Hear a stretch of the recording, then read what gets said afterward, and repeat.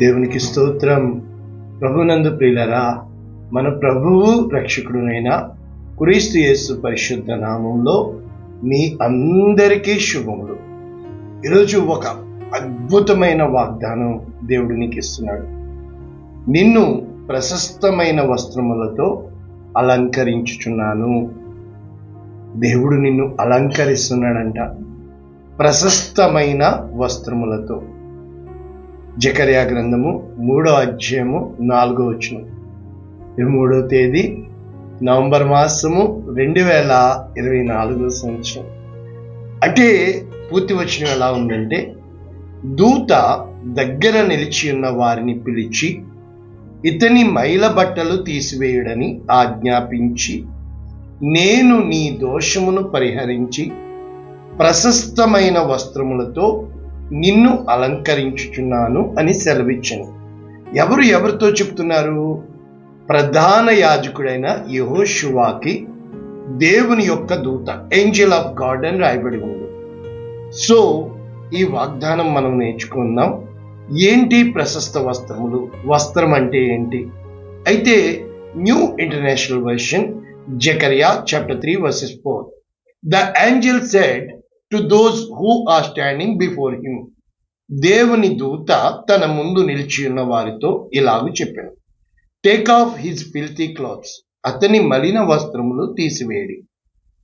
Then he said to Joshua, చూసారా, యెహోషువా రక్షణ, సాల్వేషన్. ఏమని? See, I have taken away your sin, నీ పాపము నేను తీసివేసి ఉన్నాను. And I will put the garments on you, అంటే నీ మీద నేను ప్రశస్త వస్త్రములు, నేను నిన్ను అలంకరిస్తున్నాను. ఇంకా వేరే ట్రాన్స్లేషన్ చూస్తే విత్ ఫైన్ క్లాత్స్ అని ఉంది, ఆ క్లాత్స్ విత్ స్ప్లెండెడ్ రూప్స్ అని ఉంది.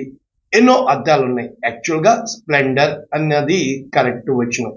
కనుక ఇప్పుడు మనము ఈ జకర్యా గ్రంథం 3వ అధ్యాయము ఏమిటి అంటే, the vision of Jashuva the high priest, ప్రధాన యాజకుడైన యెహోషువాను గూర్చిన దర్శనము. ఇది మొత్తం అధ్యాయం అంతా కూడా మనము చూడగలుగుతున్నాం, మొత్తం 10 వచనాలు. అయితే మనము ఈరోజు ఏ విధముగా నేర్చుకోవాలి? ఇక్కడ ఒక్క మాట చూసుకొని మనము వస్త్రముల గురించి ఈరోజు మనము నేర్చుకోబోతున్నాం, రైట్? ఇక్కడ ఈ అధ్యాయము 3వ అధ్యాయం ఏమేమి ప్రారంభించబడింది? యెహోవా దూత ఇప్పుడు ఎదుట ప్రధాన యాజకుడైన యెహోషువా, జకర్యా గారు దర్శనం చూస్తున్నారు. అయితే ఆ కుడి పక్కన అపవాది సాతాను ఏం చేస్తున్నాడు? ఫిర్యాదులు చేస్తున్నాడు. చూసారా? ఇప్పుడు చాలా కోర్టులో కేసులు ఏమవుతాయి? సాక్షులు లేరు కనుక ఈ కోర్టు కేసు కొట్టివేయబడింది.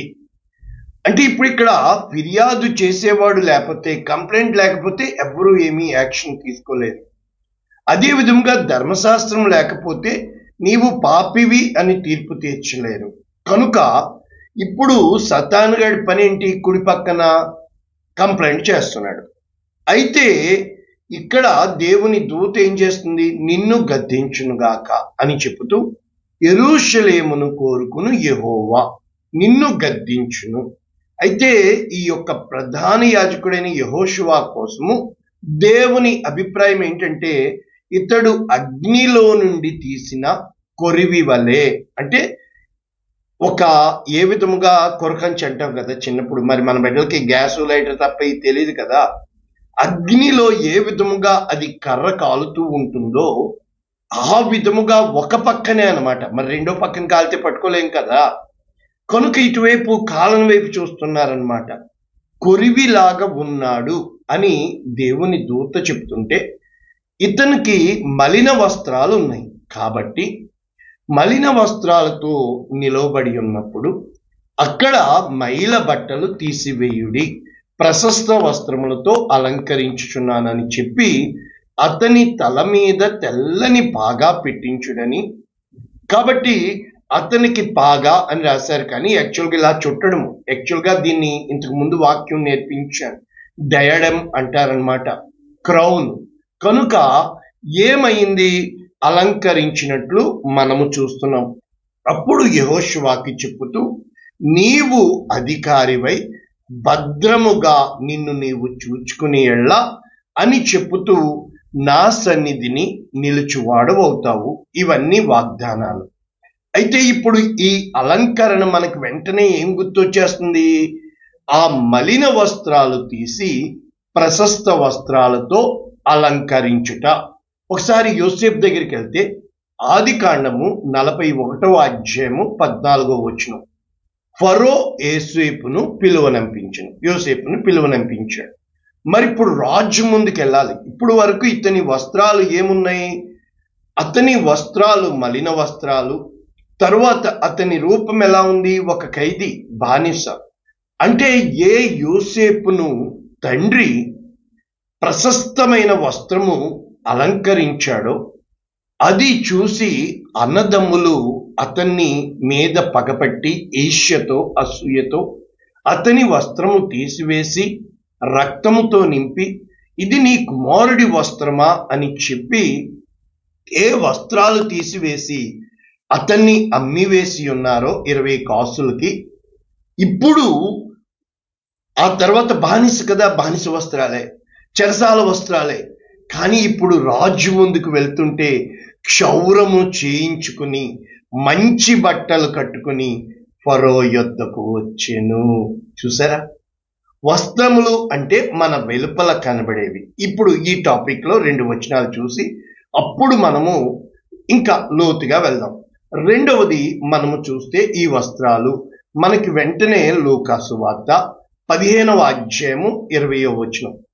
ఈ తప్పిపోయిన కుమారుడు ఇంకా దూరముగా ఉండగా తండ్రి వానిని చూచి కనికరపడి పరిగెత్తి వాని మెడ మీద పడి ముద్దు పెట్టుకొని ఏం చెప్తున్నాడు? ఓకే, నేను విరోధంగా పాపం చేశాను, మలిన వస్త్రాలు వేసుకుని వచ్చున్నాడు. ఇప్పుడు తండ్రి ఏం చేస్తున్నాడు? ప్రశస్త వస్త్రములు తెచ్చి వీనికి కట్టి వీని చేతికి ఉంగరములు పెట్టి పాదములకు చెప్పులు తొడిగించుడి.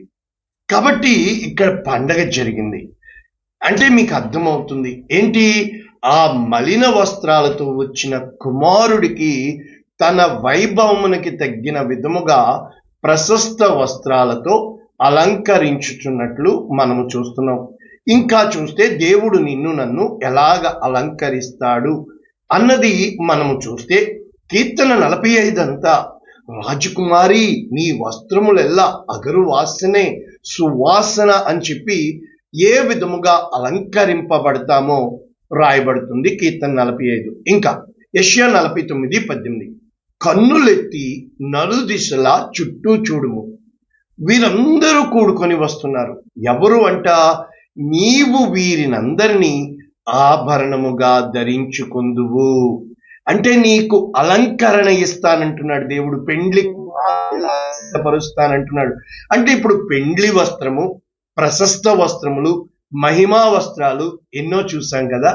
అంటే ఇక్కడ వడ్డానము ధరించుకున్నట్లు నీవు అలంకారముగా ధరించుకుందువు. కనుక మనము ఈ వస్త్రము అంటే ఏంటి? మీరు అందరూ వెంటనే చెప్పేస్తారు. ఆదాము పాపము చేసి తన రక్షణ వస్త్రాలు, మహిమ వస్త్రాలు పోగొట్టుకున్నాడు కనుక వారు సిగ్గు ఎరిగిన వారే దిగంబరులై ఉన్నారు. ఈ రోజు వరకు కూడా మనుష్యులు తప్ప మరి సృష్టిలో ఏ జంతువు, ఏ యొక్క జీవి వస్త్రములు వేసుకోవు. కేవలం మనుషులకు వస్త్రాలు అవసరం. ఆ రోజు ఆదాము పడిపోయినప్పుడు ఎప్పుడూ కూడా మీరు గమనించండి, ఆదామును బట్టి మనం పాపులు. నేను పాపిని కాదు అనకూడదు. ఆదామును బట్టి మనం పాపంలో పుట్టిన వారం. కడపటి ఆదామును బట్టి మనము రక్షణ పొందుకున్నాం.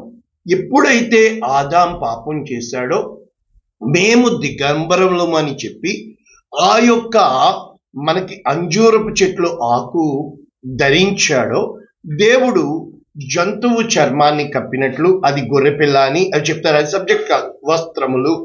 కనుక వారికి వస్త్రములు ఇచ్చిన వాడు దేవుడు. రైట్.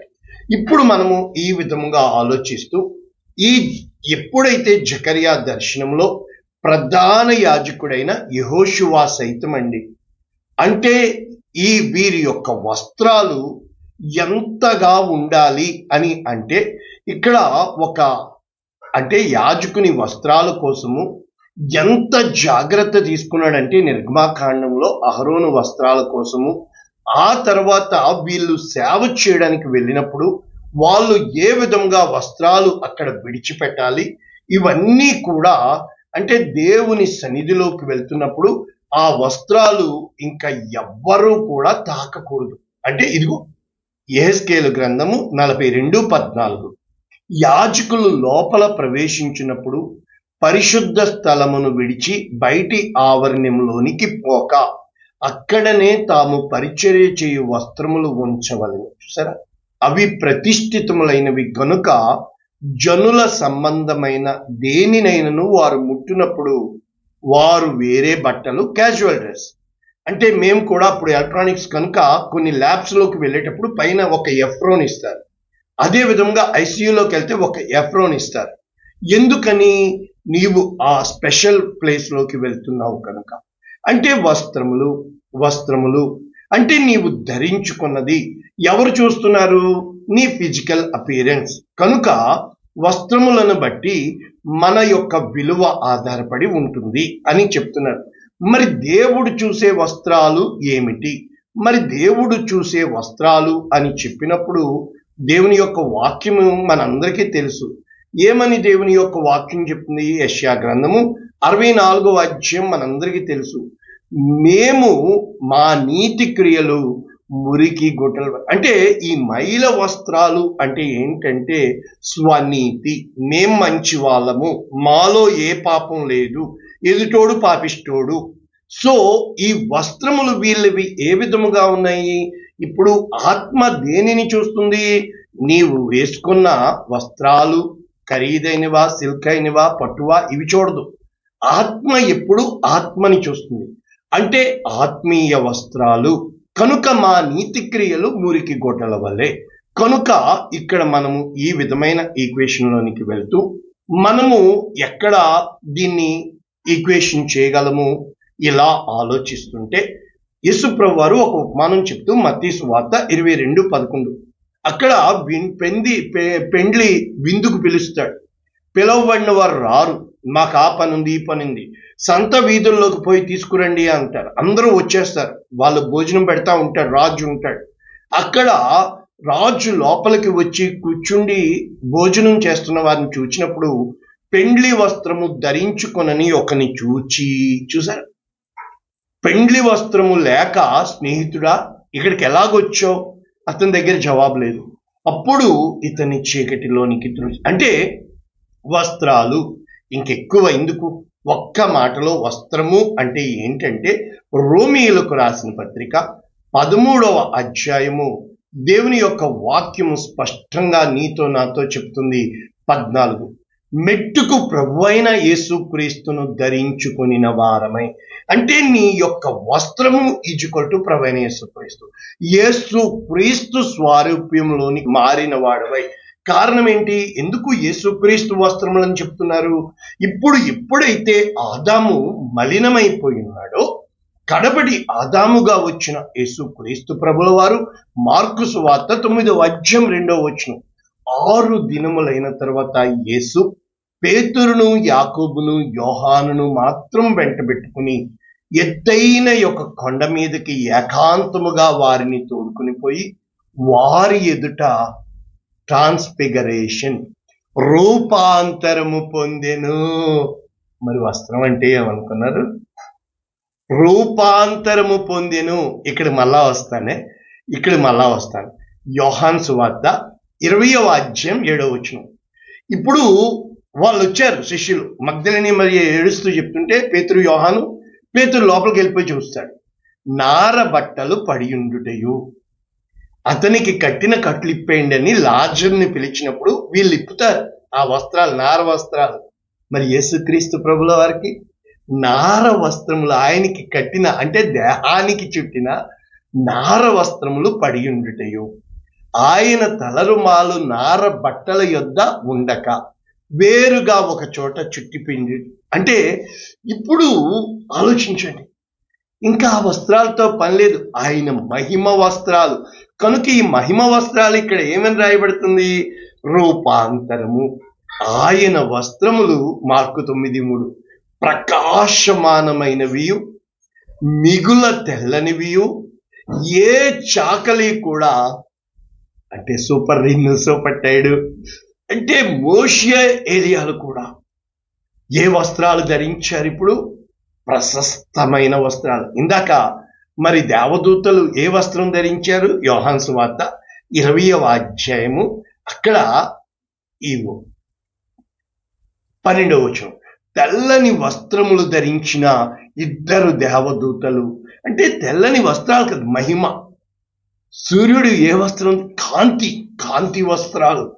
అంటే ఇప్పుడు మరి శత్రువులకి ఏ వస్త్రాలు ఇస్తానంటున్నాడు? ఎన్ని అధ్యాయాల్లో ఉందంటే, నిన్ను అంటే యోబు 8:21, ఇక్కడ వాక్యం చదివి మిగిలిన వచనాలు చెప్పేస్తాను. 8:21, యోబు 8:21, నిన్ను పగబట్టిన వారు అవమాన భరితులు అని ఉంది. They will be clothed in shame అని ఇంగ్లీష్ లో ఉంటుంది.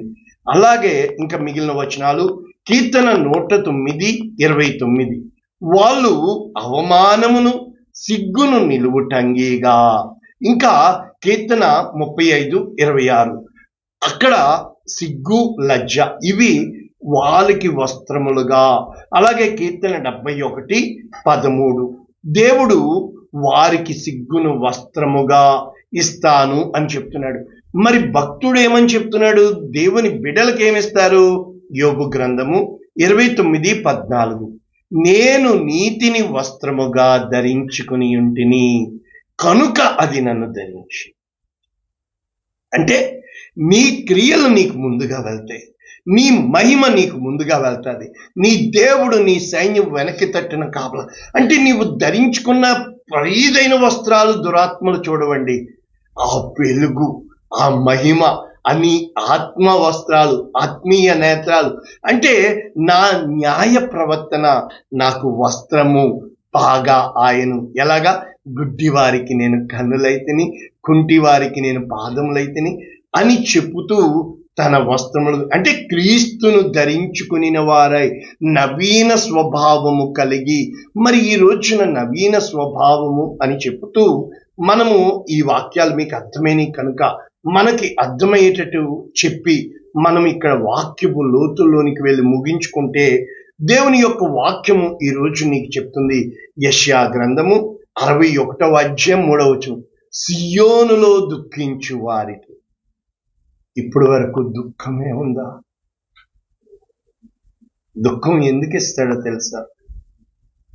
నేను చాలాసార్లు అనుకుంటాను, ఎందుకు కొడతారు? నీ సొంత బిడ్డ, నువ్వు ఎందుకు కొడతావు? అటు చచ్చిపోవాలని కొట్టరు. బెత్తం పట్టని తండ్రి కుమారుడికి విరోధి. దుఃఖించు వారికి, ఇంగ్లీష్లో చాలా బాగుంటాయి, instead of lamentation the cloth of joy, ఉల్లాస వస్త్రాలు, బూడిదకు ప్రతిగా భూదండ, దుఃఖమునకు ప్రతిగా ఆనంద తైలము, భారభరితమైన ఆత్మకు. ఇది ఉరోలి అన్ని మీదేసుకుంటే దేవుని నీతి నీకు కనబడదే, దేవుని మహిమ నీవు వస్త్రంగా ధరించలేవే. దేవుని ప్రకాశమానమైన వెలుగు నీలో ఉండాలి అంటే, నిన్ను చూస్తూ దురాత్మలు కళ్ళు మూసుకొని వాళ్ళు కేకలేస్తూ ఉండాలి అంటే నీ కంటే ముందు, అంతెందుకు శిశువుకి వెళ్ళి ఎప్పుడైనా తెల్లవారుజామున కూర్చొని సూర్యుడు కనబట్టి ఇంకా పైకి రాడు, కానీ వెలుగు వచ్చేస్తుంది. నిన్ను ఎక్కడ పెట్టినా వెలుగు వెలుగు వెలుగు ప్రకాశిస్తుంది. భారభరితమైన ఆత్మకు ప్రతిగా స్తుతి వస్త్రము ఆయన నన్ను పంపి ఉన్నాడు. అంటే మళ్ళా ఇదే యెషయా 61:10 వచనంలో ఏమని ఉంది అని అంటే, ఇక్కడ చెప్తున్నాడండి, శృంగారమైన పాగా, అంటే డయాడం, ఆ యొక్క పాగా ఇలా తలకి క్రౌన్, ఆ యొక్క పెండ్లి కుమారుని రీతిగా ఆభరణముతో అలంకరించుకునిన పెండ్లి కుమార్తె రీతిగా ఆయన నీకు రక్షణను వస్త్రములుగా, the cloth of salvation. God has clothed you with salvation. అంటే రక్షణ వేరే, స్ప్లెండర్ వేరే. మెట్టు వెంబడి మెట్టు. ద క్లాత్ ఆఫ్ రైటియస్నెస్, నీతి వస్త్రములు. మరి ఎన్ని వస్త్రాలు, ఇప్పుడు ఎన్ని వస్త్రాలు చదవండి. అంటే నీతి అను పైబట్టను నాకు ధరింపచేసి ఉన్నాడు, కనుక నా ఆత్మ ఉల్లసించు. అంటే దేవుని యొక్క వాక్యాలు నీ జీవితంలో, నా జీవితంలో జరగాలి అంటే ఇది ముగిస్తే యెషయా గ్రంథము 52వ అధ్యాయం 1వ వచనం, సియోను లెమ్ము, నీ బలము ధరించుకొనుము, పరిశుద్ధ పట్టణమైన యెరూషలేమా, నీ సుందర వస్త్రములు. ఇది ద క్లాత్ ఆఫ్ స్ప్లెండర్ అని రాయబడింది ఇంగ్లీష్లో. అంటే రాయల్ రూబ్స్. అంటే అపవిత్రుడు ఎక్కడైనను నీ లోపలికి రాడు, నీ ధూళి దులుపుకుని. ధూళి అంటే ఏమీ కాదు. క్రీస్తు ప్రభు ఎందుకు చనిపోయాడు? క్రైస్తవులు ఎక్కడ మనం తప్పు. నాకు ఎవరి పాపం తెలియదయ్య గారు, నాకు దేవుడిచ్చింది. మిస్టర్ మంచిది, మిస్టర్ మంచివాడు దేవునికి వద్దు. ఆయన నీ స్థానంలో చనిపోయాడు, ఆయన రక్షణను నీకు ఇచ్చాడు, ఆయన నీతిని నీకు ఇచ్చాడు. మనం చచ్చిపోయే వరకు పాపలమే. అంటే పాపంలోనే పుట్టాం, పాపంలోనే ఉంటాం.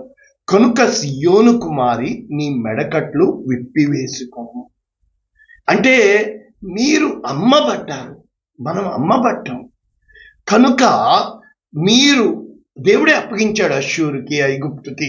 కాబట్టి మీ నిమిత్తము దినమెల్లా యెహోవా నామం. కాబట్టి ఇక్కడ చెప్పుతున్నాడు, సువర్తమానము ప్రకటించుచు రక్షణ సమాచారం ప్రకటించుడి. ఏమని? సియోను నీ రాజు వచ్చుచున్నాడు. అంటే యేసు ప్రభువును వస్త్రముగా మనము ధరించుకున్నప్పుడు, యేసు ప్రభువుని నమ్మినప్పుడు, యేసు ప్రభువు నామమున ప్రార్థించినప్పుడు, యేసు ప్రభువు మనకి ఆదాము స్వభావం నుంచి కడపటి ఆదామైన యేసుక్రీస్తు ప్రభు మనలో సహవసిస్తాడు. ఒక్క మాట చెప్పనా, ఈ దేవతల్ని పూజించే వాళ్ళ దగ్గరికి వచ్చినప్పుడు ఆ దేవతలు మాట్లాడతాయండి నాతో. వీళ్ళు నమ్మరు, మీరే నమ్మరు క్రైస్తవులు. నీవు ఎవరిని ప్రార్థిస్తున్నావు? పరిశుద్ధాత్మని. అది వస్త్రము, ఆయన కాంతి, ఆయన ప్రకాశము, ఆయన తేజస్సు, ఆయన సమస్తము నీకు ఇచ్చువాడిగా ఉన్నాడు. ఈ రోజున నీవు దేన్ని ధరించి ఉన్నావు? నీ వస్త్రాలను బట్టి ఈ లోకం విలువిస్తుంది, కానీ నీ ఆత్మ ధరించుకున్న వస్త్రాలను బట్టి దేవుని రాజ్యములో ఒక తప్పిపోయిన కుమారుడు వచ్చిన మరుక్షణము, ఒక యోసేపుని దేవుడు ప్రశస్త వస్త్రం, తండ్రి ఇచ్చిన వస్త్రం తీసివేసి పరలోకపు తండ్రి ఇచ్చిన వస్త్రములు ధరింపచేయలేదా? ఈ రోజున మరి దేన్ని ధరించుకొని ఉన్నావు? ఈ లోకాన్న. ఇప్పటికైనా నాలో ఉన్నవాడు లోకంలో ఉన్నవానికంటే గొప్పవాడు నువ్వు చెప్పుకోవద్దు. నిన్ను చూసిన వాళ్ళు గుండె పగిలి ఆడవాలి, నిన్ను పట్టుకుని హత్తుకుని నీలో నా తండ్రి మహిమను చూస్తున్నాను. వాళ్ళు తమ బాధంతా చెప్పుకోవాలా, నాకు తేలికైపోయిందని వెళ్ళాలా. నీ దగ్గరికి వచ్చిన వెంటనే తెలియని ఒక గొప్ప అనుభూతి వాళ్ళు ధరించాలా. నీవు పెండ్లి కుమారునిగా, పెండ్లి కుమార్తెగా, పెండ్లి కుమారుడు యేసుక్రీస్తే, నీవు పెండ్లి కుమార్తెగా అలంకరించబడి ఆయన మహిమలో ఏ విధముగా మనం రాస్తాడు కదా పౌలు, అంతలో మనము నిద్రించము. కానీ ఒకవేళ ఆ సమయంలో ఉంటే ఈ మన్నైనది మహిమ వస్త్రములు ధరించుకొని.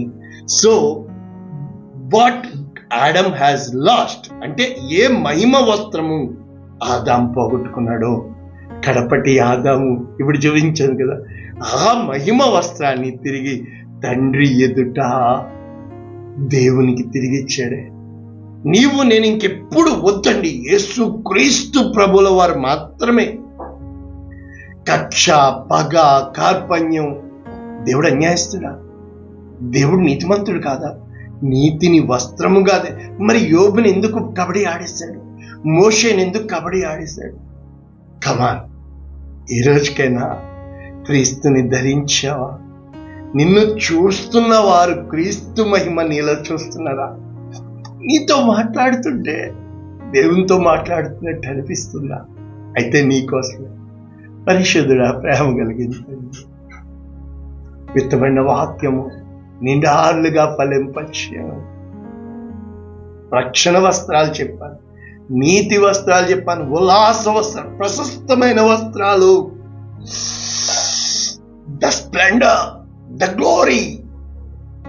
నిత్యముగా నాయన విత్తబడిన వాక్యమును వీరు నేటి నుంచి నాయన వీరి వస్త్రాలను బట్టి విలువ లేదని నీవు ధరింపచేసే ప్రతి ఒక్క నవీన స్వభావము, క్రీస్తు యేసు దాసులము మేము, క్రీస్తు యేసు సేవకులము, క్రీస్తు యేసును కలిగిన వారమని సాక్ష్యం చెప్పే గొప్ప కార్యము చేయమని యేసు శ్రేష్టమైన నామమున ఒక ప్రధాన యాజకుడైన యెహోషువ ఆ యాజక వస్త్రములు ధరించినప్పటికీ మలిన వస్త్రాలని సైతాన్ చెప్తున్నాడే.